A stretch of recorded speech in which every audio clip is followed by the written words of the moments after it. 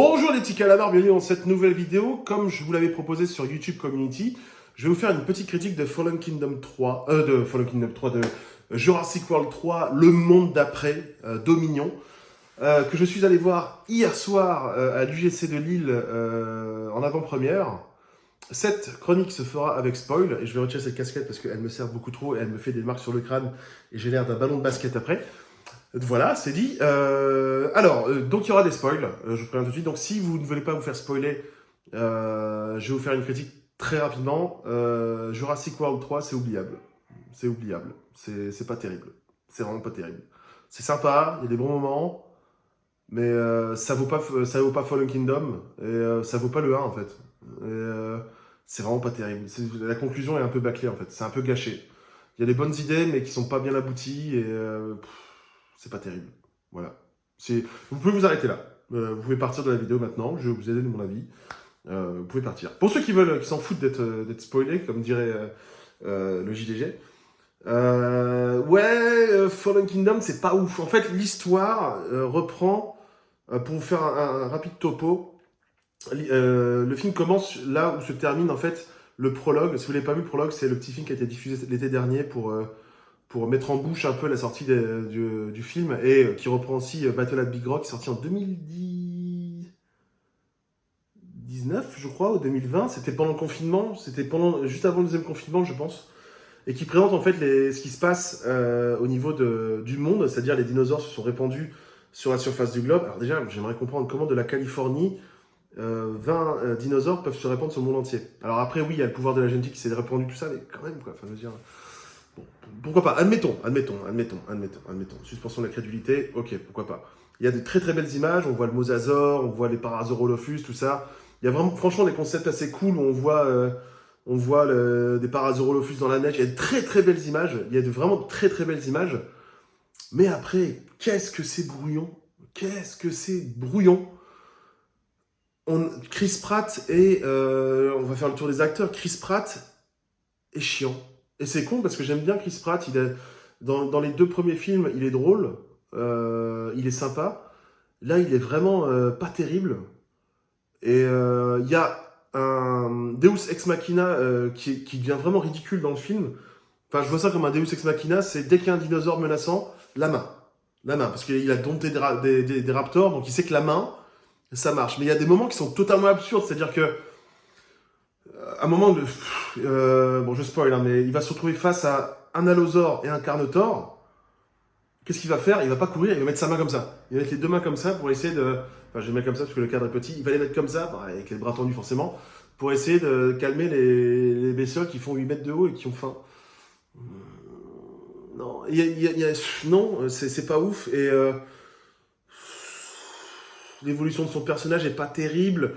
Il y a sa première apparition, on voit clairement quand il est à cheval. En fait, il est à cheval sur une plaine et il capture un groupe de Parasaurolophus qui est en loose day, en fait, qui est sauvage.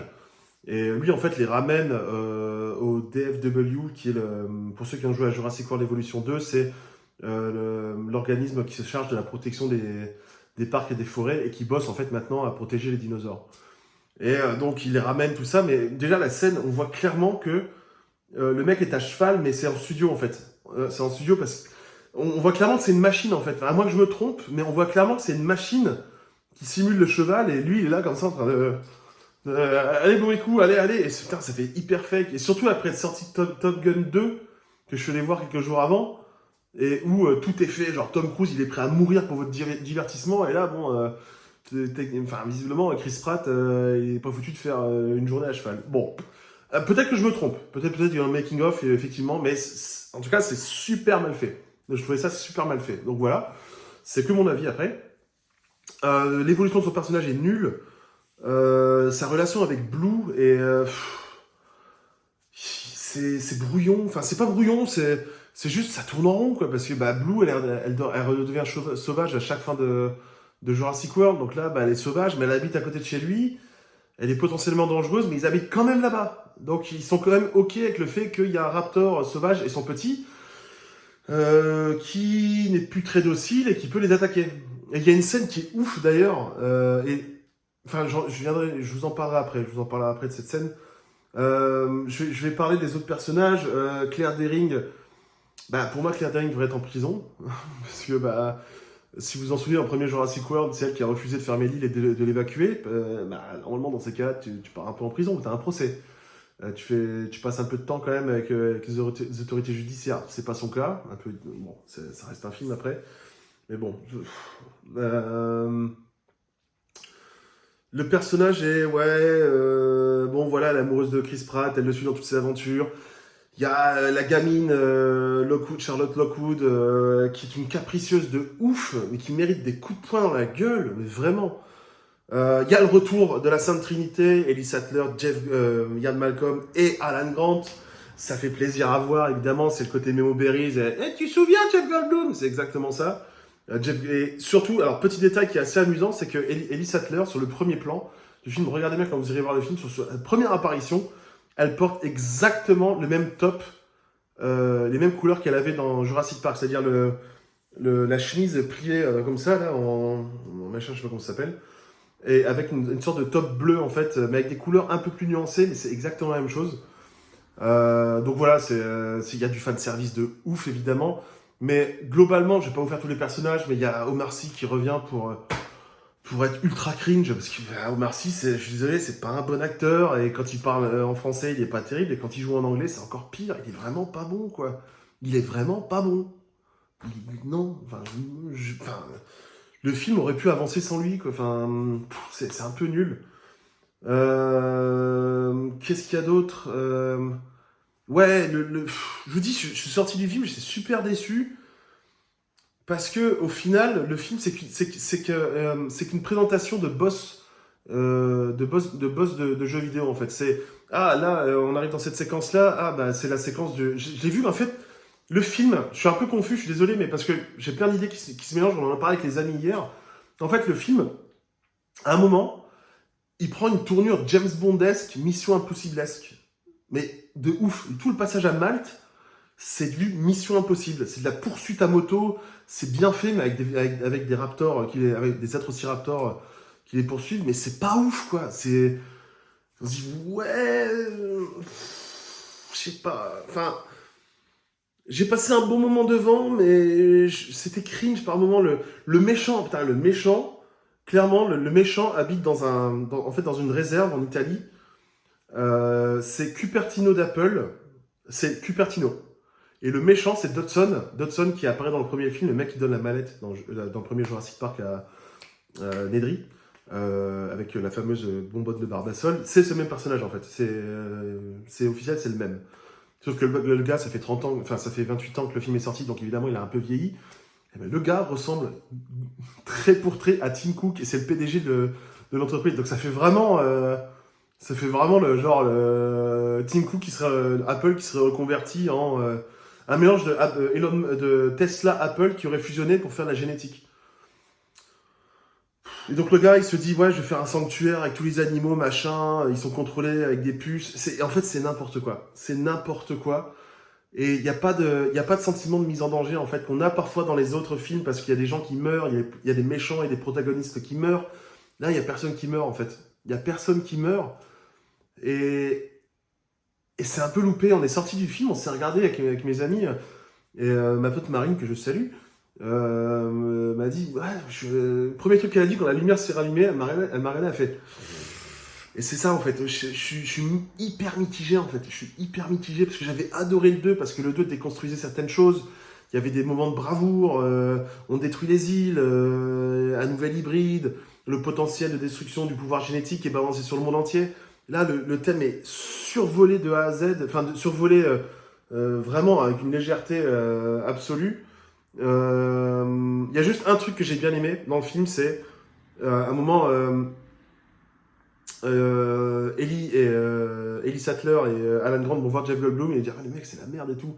Jeff Goldblum il dit non mais les gars, ça fait 30 ans que je vous préviens. Ça fait 30 ans que je vous préviens. Voilà, évidemment c'est moi qui ai raison. Et ouais, et il a raison, pour le coup, il a raison. Et après, bon, le film est bourré de clins d'œil. Il y a des plans qui sont assez iconiques. Il y a un plan, à un moment, où des personnages sont dans une Jeep et on voit, en fait, un dinosaure qui hurle. Et le plan, en fait, on voit la mâchoire qui s'ouvre et la tête horrifiée des personnages. C'est clairement un plan repris de The Lost World, en fait, où si vous regardez Eddie Carr, quand les deux T-Rex arrivent, le T-Rex gueule, il ouvre sa gueule, et en fait, on voit la tête de Eddie Carr. Il y a des moments qui sont repris un peu comme ça, qui sont fan service. C'est lourd, c'est un peu lourd, en fait. Je pense on fait tous une overdose de fan service, en fait. Et c'est méga chiant. Et le fan service, au bout d'un moment, ça fait pas un film. C'est ça le problème avec Jurassic World, c'est qu'il y a beaucoup trop de fan service. Moi, je suis un gros gogol Jurassic Park, Jurassic World. Je consomme plein de produits Jurassic Park, Jurassic World. Je ponce Jurassic World Evolution, Jurassic World Evolution 2. J'ai lu tous les bouquins. Je suis un gros gaga. J'ai chopé ça il y a pas longtemps, la petite Jeep là derrière de chez Mattel. Mais au bout d'un moment, mais on est aussi coupable. On a les films qu'on mérite parce que on n'est pas assez exigeant avec Hollywood. Et je pense que clairement la recette fait plus effet. Enfin, en tout cas, chez moi, ça fait plus effet. Mais vu que je suis un gros gogol, je vais quand même retourner voir s'il y a un Jurassic World 4, je vais y aller, parce que je suis très con. Parce que il joue avec mon ours, mon doudou nostalgique en fait, et ça me fait chier, ça me fait un peu chier. Donc voilà, on joue avec votre doudou nostalgique. Vous passez un bon moment quand même, honnêtement, c'est sympa, il y a plein de nouveaux dinosaures. Mais pareil, la présentation des dinosaures, c'est allez, maintenant c'est le Quetzalcoatlus. Allez, maintenant c'est le Dimetrodon. Allez, maintenant c'est le Pyroraptor. Et ça n'a pas de sens en fait, ça a vraiment pas de sens. Ça a vraiment pas de sens parce que on se croirait dans un jeu vidéo. Dans un jeu vidéo, ça marcherait. On se croirait un peu dans un Time Crisis. Ouais, ça marche, t'enchaînes les ennemis, machin. Ouais, c'est cool. Mais là, c'est un film, quoi, mec. Et ça va trop vite. Et il y a le côté aussi où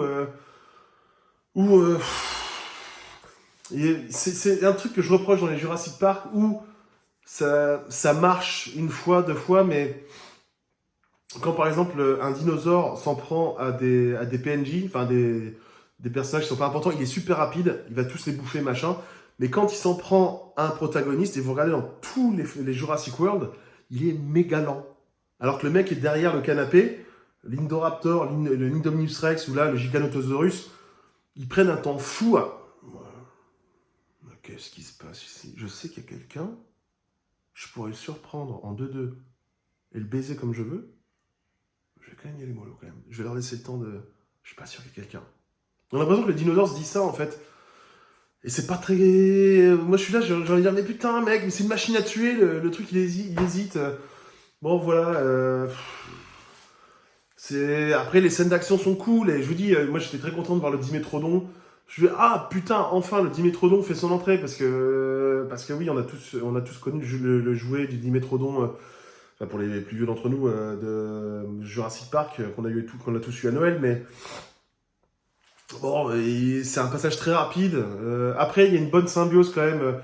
Il y a des moments où la Sainte Trinité se parle, ils se balancent un peu des fions, c'est rigolo. Le film lui-même se fait un peu une autocritique, j'ai l'impression, parce qu'à un moment, le nouveau cast et l'ancien cast se rencontrent, et quelqu'un dit à Chris Pratt, ah, mais vous avez travaillé à Jurassic World, et quand il entend ça, Ian Malcolm dit, Jurassic World, not a fan.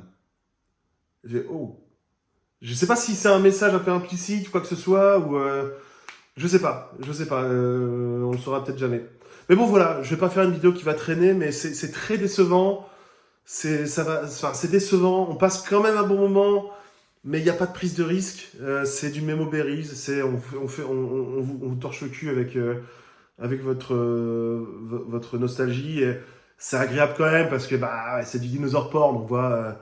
Vous en prenez plein les yeux quand même. Mais il n'y a pas de plan un peu iconique comme on avait dans Fallen Kingdom où on voit le brachiosaure qui meurt, les plans sur le parc de Jurassic World 1. Il n'y a pas de plan comme ça en fait. Il n'y a pas de plan un peu waouh en fait. Il n'y a pas eu cet effet waouh. C'est aussi un truc qu'on s'était dit en sortant du cinéma. On se dit, tous les Jurassic Park, il y a un effet waouh. Tous les films, il y a un effet waouh. Le premier, le brachiosaure, le T-Rex qui s'échappe. Le deuxième, la caravane, la séquence de chasse juste avant sur les plaines, il y a un côté waouh quand tu vois les motards qui passent entre les jambes des Mamenchisaurus et tout, c'est quand même ouf. Dans le troisième, il y a la découverte du Spinosaure, c'est waouh de ouf. Jurassic World 1, quand on découvre le parc, même le Mosasaure, le 2, le 2, quoique si quand même, la mort du Brachiosaure, le Mosasaure, tout ça qui revient, il y a quand même, ouais, si quand même, l'Indoraptor qui a quand même un petit effet waouh, je trouve, quand il apparaît, il est proprement terrifiant. Là, il n'y a pas. Il n'y a pas cet effet de scène marquante, il n'y a pas de scène marquante dans ce film, en fait. Et ça me fait chier parce que c'est un Jurassic World. Et voilà, c'est le moins bon des trois. Et pour moi, le meilleur restera le 2. Le 2 reste excellent. C'est un très très bon film. Mais voilà. Et oui, alors, et par contre, le T-Rex, bah, on sait pas où il est. Voilà. Si vous avez des nouvelles, dites-le moi, mais on sait pas si le Rex qu'on voit dans le film, c'est Roberta ou pas. On sait pas. Donc voilà, décevant, mais sympa quand même, vous passerez un bon moment, mais soyez pas trop hypés. Après, j'attends vos avis dans les commentaires, dites-moi ce que vous en avez pensé, mais je suis plutôt perplexe. Voilà. Allez, j'espère que cette vidéo vous aura plu. N'oubliez pas de partager, liker, commenter le Tipeee. Et puis on se retrouve pour une prochaine vidéo. Merci les calamars et à bientôt.